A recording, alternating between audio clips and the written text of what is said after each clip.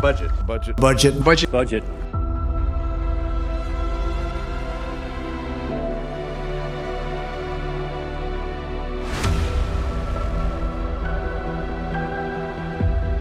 Behind every road you drive, every school your kids attend, and every service you rely on, there's a story of how governments decide where and how to spend their money. Public sector budgets are the backbone of how societies function. From massive infrastructure projects to local community programs, every dollar is planned, debated, and accounted for. But how does it all work? It starts with understanding the basics: revenue, where the money comes from, and expenditure, where it's going. It's like managing a household, but with the weight of an entire nation's needs. In this series, we'll pull back the curtain on public budgeting, exploring the principles, challenges, and the choices that shape our everyday lives. Because in the end, every decision counts, and every budget tells a story.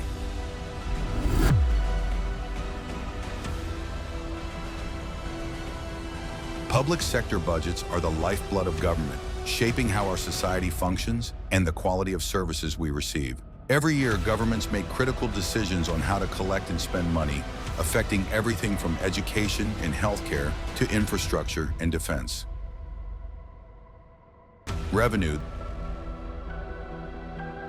the money governments collect through taxes, fees, and profits from state-owned enterprises, is carefully balanced against expenditures, funding everything from social welfare programs to salaries for public servants and large-scale infrastructure projects.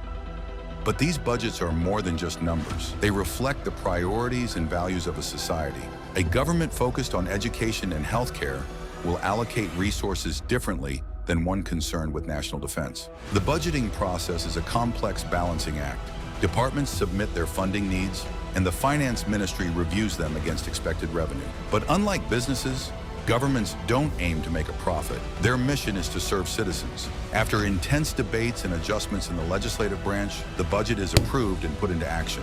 But the work doesn't stop there. Throughout the year, governments must monitor their spending and revenue, making adjustments when necessary. At every level, national, state, and local, public sector budgets influence our daily lives.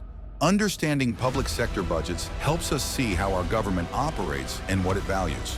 It empowers us to participate in the democratic process, voicing our opinions on how money should be spent. Budgets shape the future of our communities, and every choice made within them impacts us all.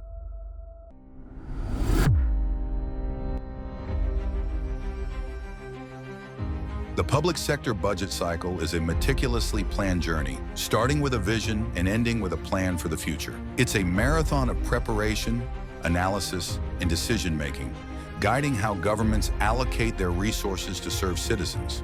The cycle begins with preparation, forecasting revenue, analyzing trends, and understanding public needs.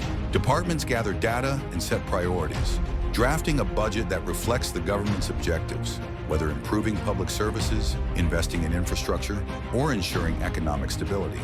Next, the proposed budget enters the decision-making stage. Top officials review and tweak the plan to align with policy goals. Then comes the negotiation phase, where elected representatives scrutinize, debate, and refine the budget in legislative bodies, ensuring it reflects the public's needs. After negotiations, the final budget is put to a vote. If approved, it moves to the president or executive leader for the final sign-off, signaling the start of the implementation phase. Even after approval, the work isn't over. Continuous monitoring, reporting, and auditing ensure funds are spent as planned. This oversight maintains accountability and public trust. The budget cycle is more than just numbers. It's a testament to how governments manage resources to improve citizens' lives and shape a nation's future.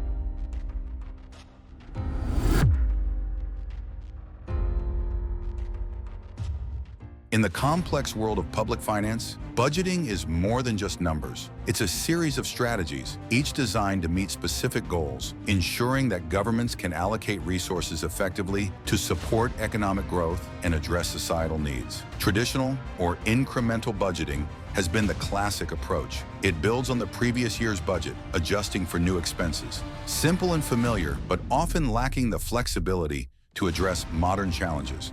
Performance-based budgeting shifts the focus from cost to outcomes. It links spending directly to goals, ensuring that public funds deliver real results. Imagine a library not just stocking books, but measuring how many people actually read and benefit from them. Zero-based budgeting takes a clean slate approach, questioning every expense from scratch. So it's like a yearly spring cleaning, ensuring only the most important items stay, and eliminating waste and inefficiencies. Activity-based budgeting digs deeper, allocating resources based on actual consumption. It's about understanding which parts of the organization use the most resources, fine-tuning operations for greater efficiency. Capital budgeting, focused on long-term investments, helps governments make smart decisions about infrastructure, buildings, and equipment. It's like choosing between short-term gains and long-term benefits for future generations. And then there's participatory budgeting, a more democratic approach, inviting citizens to help decide where the money goes. It's like letting library visitors vote on which books or resources should be added next. Each method offers its own strengths, and the real challenge lies in knowing when to use each or when to combine them to create a budget that reflects both the government's vision and the public's needs.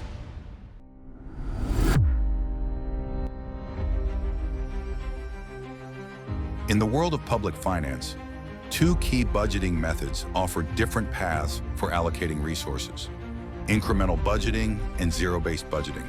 It's like deciding whether to tweak last year's recipe or start from scratch in the kitchen. Incremental budgeting is the tried and true method, building on last year's budget with small adjustments for inflation or changes in need. It's simple and efficient, but can overlook inefficiencies or outdated spending patterns. On the other hand, zero-based budgeting takes a fresh approach every year, requiring every expense to be justified from scratch. It encourages strategic thinking and cost-cutting, but is more time-consuming and resource-intensive. The choice between these methods depends on the context. Incremental budgeting suits stable environments with gradual changes, while zero-based budgeting works best when organizations face significant shifts or need to realign their priorities. Ultimately, the debate between these two methods is about more than numbers. It's about vision. By finding the right balance, governments and organizations can ensure their budgets reflect both immediate needs and future goals.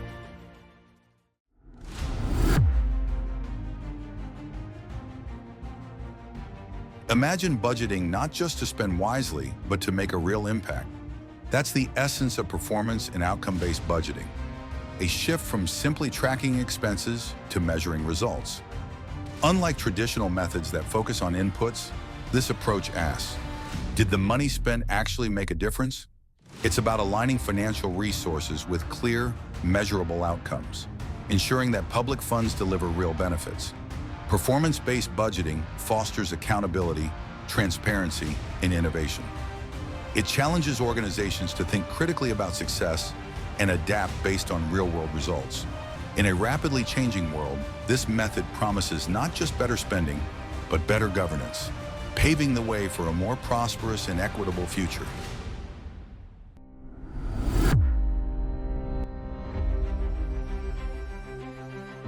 Imagine having a direct say in how your community's money is spent. What if you could choose between fixing potholes, building a park, or improving a library? Welcome to participatory budgeting, where democracy and economics meet. Participatory budgeting empowers everyday citizens to shape the future of their neighborhoods. It's a process that brings people together, teachers, students, retirees, to brainstorm and vote on projects that matter most to them. It's about giving everyone, from young people to seniors, a voice in public spending. This isn't just about choosing projects. It's a hands-on lesson in the challenges of budgeting. Citizens learn about trade-offs, balancing priorities, and making tough decisions. The result? A transparent, community-driven process where the outcomes reflect real needs. Participatory budgeting builds trust between government and citizens. It fosters a sense of ownership, creating a more engaged and empowered community. When people see their ideas come to life, the bond between the government and its people strengthens. In the end, participatory budgeting is about more than money. It's about building a stronger, more inclusive democracy where every voice counts and every vote can lead to lasting change.